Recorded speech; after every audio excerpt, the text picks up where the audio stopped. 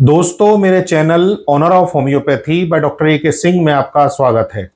दोस्तों, organ of medicine के पिछले वीडियोस में हम लोगों ने वाइटल फोर्स को समझ लिया है। वाइटल फोर्स, जैसा कि हम सब लोग जानते हैं कि जब हम लोग अपनी एम्ब्रोनिक लाइफ में होते हैं तो 6 मंथ पर जो वाइबिलिटी ऑफ द फीटस होती है, जिसमें कि हमको वाइटल फोर्स यूनिवर्स के द्वारा मिलता है। हम लोगों के जो सारे ऑर्गन्स हैं वो 6 मंथ से पहले तैयार हो चुके होते हैं, और जब ये वाइबिलिटी ऑफ फीटस होती है तो वो सारे ऑर्गन्स फंक्शनली एक्टिव हो जाते हैं, और ये सारे ऑर्गन्स अब फंक्शनली एक्टिव होने के बाद लाइफ का काम अपने आप करते हैं और मदर के ऊपर से डिपेंडेंसी कम होने लगती है। तो जैसा कि हम सब लोगों ने जाना कि वाइटल फोर्स हमको 6 मंथ के बाद 6 मंथ पर हमको मिलता है यूनिवर्स के द्वारा, और ये हमारी लाइफ से रिलेटेड है, यानी कि ये लाइफ फोर्स है। एफोरिज्म 11 को आज हम लोग दोस्तों इस वीडियो में डिस्कस करेंगे, जिसमें हैनीमैन सर हमको बताते हैं कि जब हम बीमार होते हैं तो फिर ये वाइटल फोर्स हमारी अफेक्टेड होती है, और जिस चीज़ से ये अफेक्टेड होती है उसको डायनेमिक इन्फ्लुएंस कहते हैं।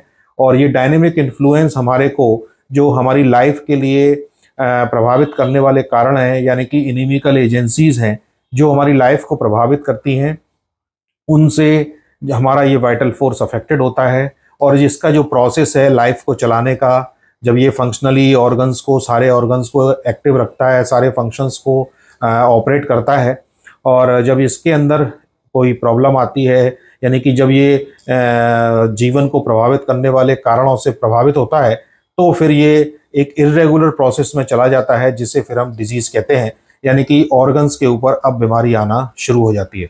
तो एफोरिज्म 11 में दोस्तों हैनीमैन सर लिखते हैं, when a person fall ill, it is only this spiritual self-acting vital force everywhere present in his organism that is primarily deranged by the dynamic influence upon it of a morbific agent inimical to life। यानी कि जीवन को प्रभावित करने वाले कारण हमारे vital force को अफेक्ट करते हैं डायनेमिक इन्फ्लुएंस से, जिससे कि ये फिर जो है डिरेंज हो जाता है, और इसका जो प्रोसेस है सारे ऑर्गन्स को कंट्रोल करने का, हमारी पूरी फिजिकल बॉडी को हारमोनियसली कंट्रोल करने का, वो डिस्टर्ब हो जाता है। उसके बाद दोस्तों लिखते हैं, it is only the vital force deranged to such an abnormal state, यानी कि इसके ऊपर जो एनिमिकल एजेंसीज हैं उनका बहुत बड़ा इम्पैक्ट होता है, तब ये एबनॉर्मल स्टेट तक ड्रेंज हो जाता है। That can furnish the organism with its disagreeable sensation. जब ये एबनॉर्मली ड्रेंज हो जाता है तो फिर हमारे अंदर एक एबनॉर्मल सेंसेशंस की हमारी फीलिंग डिस्टर्ब होने लगती है। सबसे पहले हमारी फीलिंग्स डिस्टर्ब होती हैं, disagreeable sensation and incline to it irregular process which we call disease. फिर इसका जो प्रोसेस है वो इरेगुलर हो जाता है, जिसको फिर अब हम डिजीज कहते हैं। तो कोई भी डिजीज जो होगी उसमें सबसे पहले प्राइमरीली हमारा वाइटल फोर्स ड्रेंज होगा, और उसके बाद फिर बॉडी के ऊपर सिम्टम्स आएंगे। आगे लिखते हैं, for as a power invisible in itself. ये जो पावर है इसकी अपने आप में इनविजिबल है, and only cognise bye its effect on the organism. इसका जो इफेक्ट है वो ऑर्गेनिज्म के ऊपर, यानी कि जो हमारी बॉडी है उसके ऊपर इसके इर्रेगुलर प्रोसेस का इफेक्ट दिखाई देता है, जो साइन एंड सिम्टम्स के फॉर्म में हमारी बॉडी के ऊपर आता है।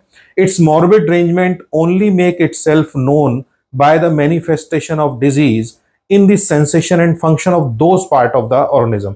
यानी कि अब इन्होंने जो ड्रेंज वाइटल फोर्स है, जो इसका इरेगुलर प्रोसेस है, वो हमारी बॉडी के जो ऑर्गन्स हैं उनके ऊपर उसका इरेगुलर प्रोसेस रन करता है, और फिर उनके जो फंक्शंस हैं वो डिस्टर्ब होने लगते हैं। तो ऐसे ही हम लोग मेडिसिन में सबसे पहले स्फीयर ऑफ एक्शन को समझते हैं कि कोई भी मेडिसिन जब है तो उसका किस किस ऑर्गन पर इम्पैक्ट है। ऐसे ही हम समझते हैं कि वाइटल फोर्स का जब इरेगुलर प्रोसेस हुआ तो उसने हमारी बॉडी के किस किस ऑर्गन को अफेक्ट किया, किस ऑर्गन के फंक्शन को डिस्टर्ब किया। तो manifestation of disease in the sensation and function of those part of the organism expose to senses of the observer and physician. फिर हमको उन पार्ट्स को समझना पड़ता है, उनको देखना पड़ता है कि उनके अंदर क्या इरेगुलरिटीज आई हैं।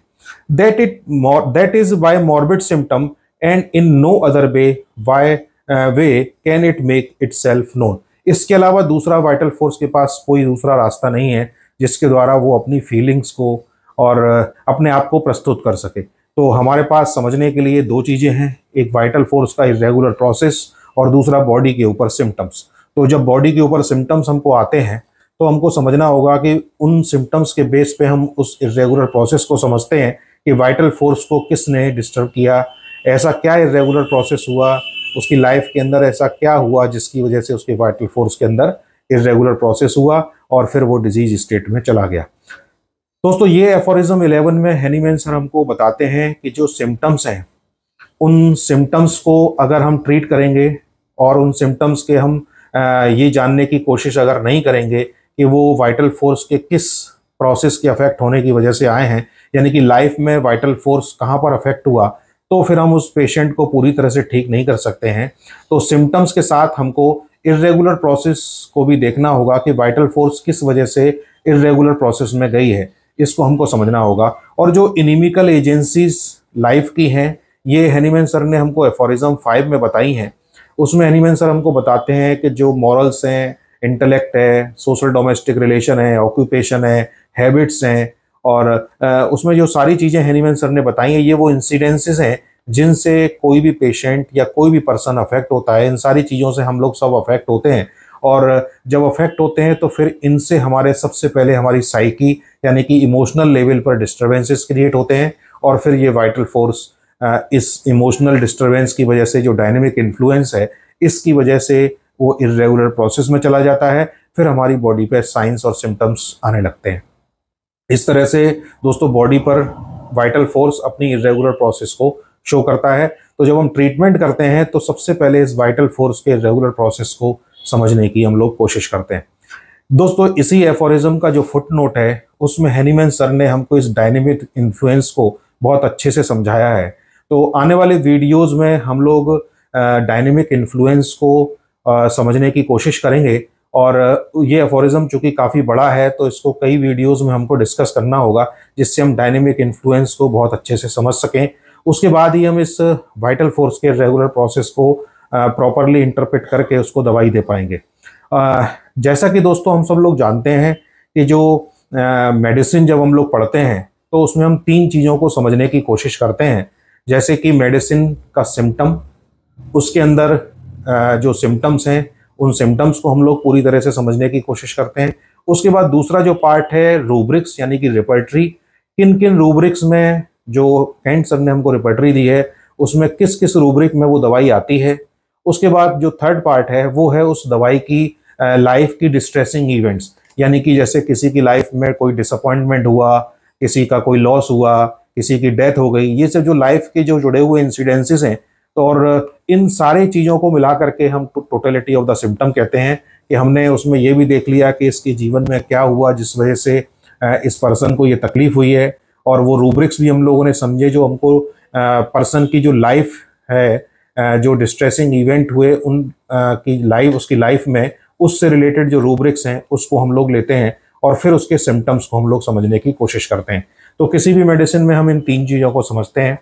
इसके बाद दोस्तों हैनीमैन सर ने हमको हाईली डेवलप्ड थ्योरी दी, जिसको कि थ्योरी ऑफ मियाज्म कहा। मियाज्म की ज़रूरत इसलिए हुई कि अगर हम सिम्टोमेटिक ट्रीटमेंट देंगे तो रूब्रिक्स हमारे छूटेंगे, और रूब्रिक्स के बेस पे अगर हम ट्रीटमेंट देंगे और सिम्टम्स को लेंगे तो लाइफ सिचुएशंस छूटेंगी। और हमने इन 3 चीज़ों को अगर 3 चीज़ों को हमने कवर किया और उसके बाद मियाज्म को अगर हमने छोड़ दिया तो हम केवल एक कुछ लेवल की बीमारियों को समझ सकते हैं और उनको ठीक करने में सक्षम हो सकते हैं, लेकिन जो डीप डिजीज हैं वो विदाउट मियाज्मेटिक थ्योरी के ठीक होना संभव नहीं है, ऐसा हैनीमैन सर ने अपनी क्रोनिक डिजीज में कहा है।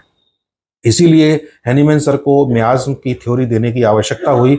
उन्होंने हमको बहुत ही highly evolved theory of miasm दिया है। तो मियाज्म को समझने के लिए जैसे हमने किसी भी मेडिसिन में सिम्टम्स, तो सिम्टम्स भी हमको मियाज्मेटिक देखने होंगे। 3 तरह के सिम्टम देखने होंगे। सोरिक सिम्टम उस दवाई में क्या है, साइकोटिक सिम्टम उस दवाई में क्या है, और सिफिलिटिक सिम्टम्स।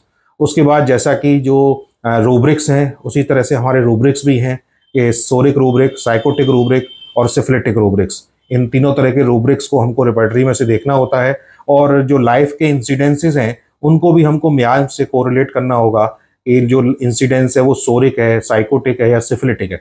यानी कि जो इंसिडेंस है उसकी डेप्थ कितनी है, उसके ऊपर उस पर्सन का, जो पर्सन है उसके ऊपर उस इंसिडेंस का इम्पैक्ट कितना है। तो जब हम देखते हैं कि अगर इम्पैक्ट बहुत ज़्यादा है लेकिन बॉडी पर सिम्टम अभी सोरिक हैं और ज़्यादा बॉडी के ऊपर अफेक्शन नहीं है, तो फिर हम इन सारी चीज़ों को जो बॉडी के ऊपर है उनको मियाज़्म से मिलान कर देंगे, उनको मैच करेंगे, तभी हम उसको रेमेडी देंगे। और अगर मान लीजिए जो बॉडी के ऊपर इम्पैक्ट है वो हाईली इम्पैक्ट है, यानी कि बॉडी के ऊपर सिफिलिटिक डिजीज़ है, और हमने उस इम्पैक्ट को अगर कंसीडर नहीं किया तो भी फिर वो पर्सन ठीक नहीं होगा। तो इसलिए जो मियाज़्म की थ्योरी है वो हाईली एडवांस थ्योरी है, इसलिए इन सारी चीज़ों को हमको उसकी लाइफ को, उसके रूब्रिक्स को और उसके सिम्टम्स को मियाज़्म के ऊपर ही समझ करके दवाई देनी होती है, तभी फिर वो पेशेंट पूरी तरह से ठीक होता है। तो दोस्तों आज हम लोगों ने एफोरिज्म 11 को समझा।